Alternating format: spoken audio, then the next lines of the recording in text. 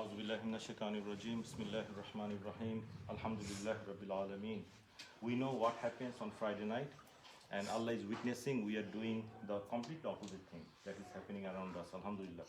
So it's the blessings of Allah that enable us to do Qiyamul Layl together on this Friday night, which is kind of unreal, but that's the beauty of believers, and the peace that the believers go through.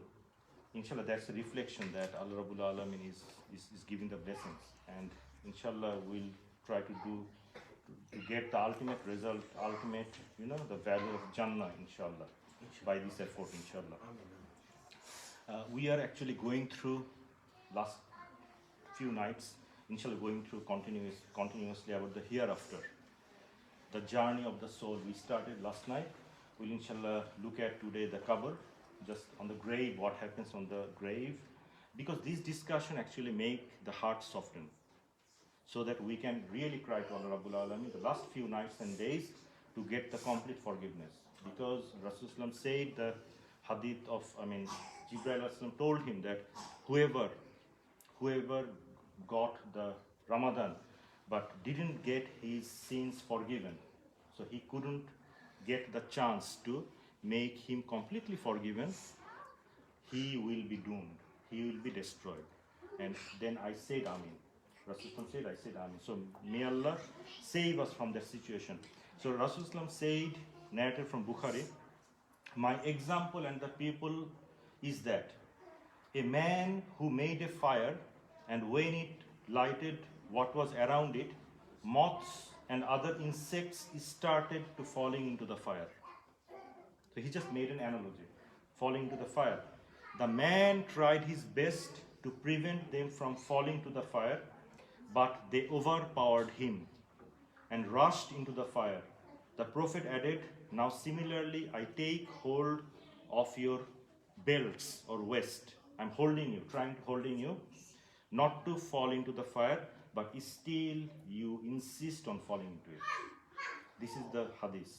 So that's why many people are on that particular situation. So that we started that discussion is that we started mentioning how the ruh comes out of the body. From the believer, the ruh comes out of the body very easily, like water falling from a jug.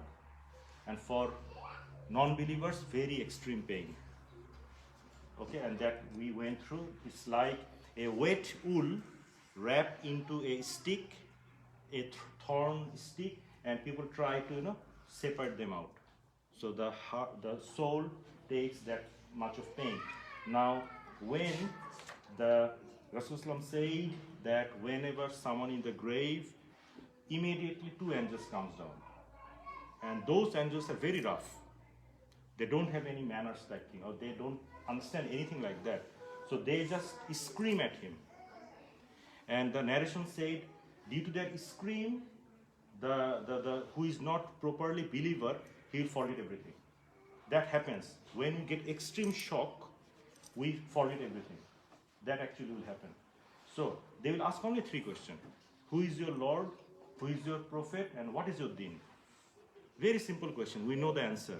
But on that shock, the people who didn't follow the religion properly, they will forget everything.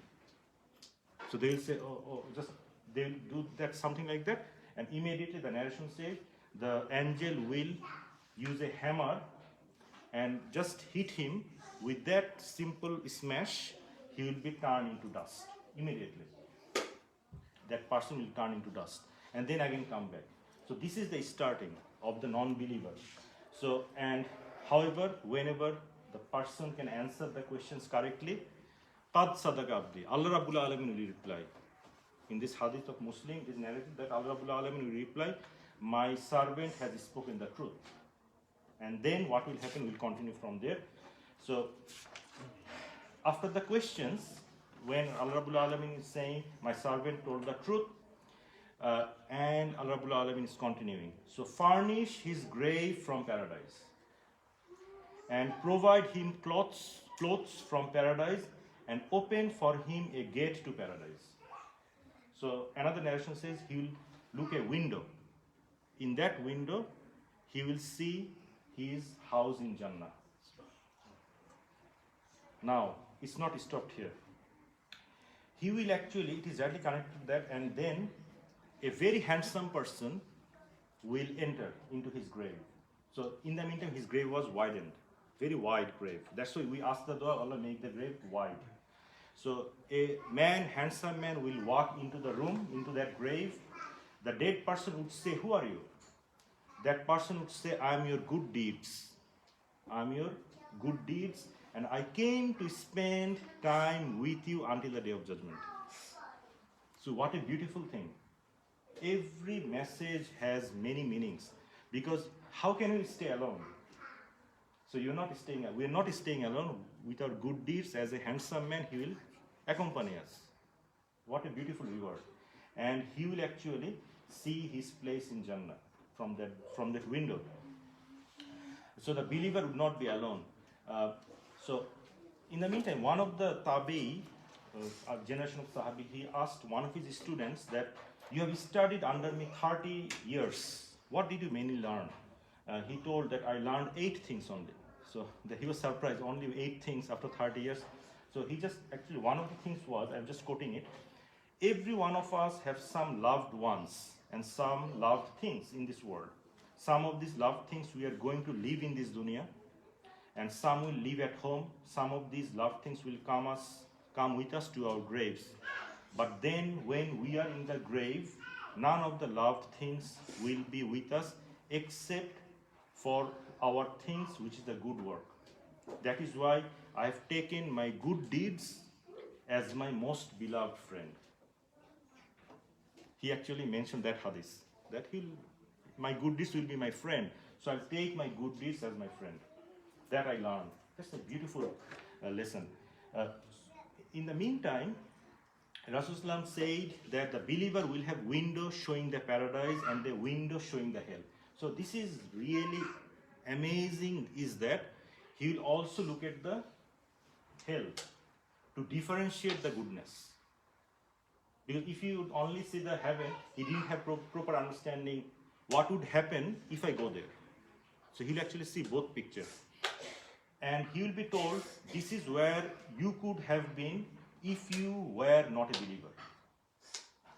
And this is what you have got because of your deeds." Then he will say one thing, "Ya Rab, Akimissa, O Lord, start the day of judgment." I don't want to wait. Start the day of judgment. Akimissa. So, and this is the day he will see that this is the real wealth is waiting for him. So, and then another narration says he will sleep. When he woke up on the day of judgment, actually it is like a half day, a few hours that he will realize. That's another narration. Now, what happens to the bad person, to the non-believers? When the question will be wrong, he will be, smashed to dust. Then an announcement will come from heaven that he is a liar. Furnish his grave from hellfire, give him clothes from hellfire, and open for him a gate to hellfire. We have graves under the surface of the earth, so that will happen now. In the meantime, an evil, ugly guy will enter. In the grave, the person will ask, "Who are you?" The person will say, "I am your bad deeds, and I will be with you until the day of judgment." The man will have stinking, rotten smell. 2 windows will be opened again, a window to Jannah and window to hellfire, just to give him emotional shock. These are just vivid description. The 2 doors, so he will be tortured, plus he will be upset with that person, plus he will see both pictures and he will be really, really upset. Rasulullah clearly mentioned that. So this is where you could have been if you could do the good work. So he is not only suffering physically, but he is suffering psychologically. He is also suffering psychologically. This is where you will be. So he will say what? "Ya Rab, don't let the judgment day start." So that's more horrific time is waiting for that person. Now, inshallah, so some specific reasons for punishment in the grave. There are a lot of narrations. Theft and stealing, slander and neglecting tahara. So that's another reason. So now one of the just narration. There are many punishment will go on. Just one narration I just want to pick up. One person that Rasulullah saw that on the night journey, and is that a person whose head was crushed with rock, and again it came back original form, again crushed. So Rasulullah asked to Jibreel, what happened to him? He told that he knew Quran but didn't follow it. He knew Quran but didn't follow it. So that punishment will happen in the grave. Now what say and debt? Debt is another thing that will come as a punishment. So we should ask Allah, oh Allah, make us debt free. Allah, make us debt free. Now, what can save us from the punishment of the grave? I just go to the main point, that's fine. The good deeds. The good deeds. Whatever increase we can do, the good deeds. Seeking refuge in Allah from the punishment of the grave, explicitly. Oh Allah, that's why every salah, after the salah we ask, oh Allah, save us from the punishment of the grave. And save us from the punishment of the hellfire. And save us from the fitna of the dunya and akhirah and fitna of Ad-Dajjal. These 4 things we ask. After every salah, and some narration told, before going to the salam, we can make that dua. So this can save us. The shuhada are free from punishment of the grave. And another very good hadith, 2 hadiths is actually the Muslim who dies on Friday, Allah saved him from the punishment of the grave, and who dies on the Medina, that's also another narration, but he must be on the good deeds all the time. Then actually, we can expect. Now, I just different hadith and just finishing off. It's a beautiful hadith for today actually, alhamdulillah.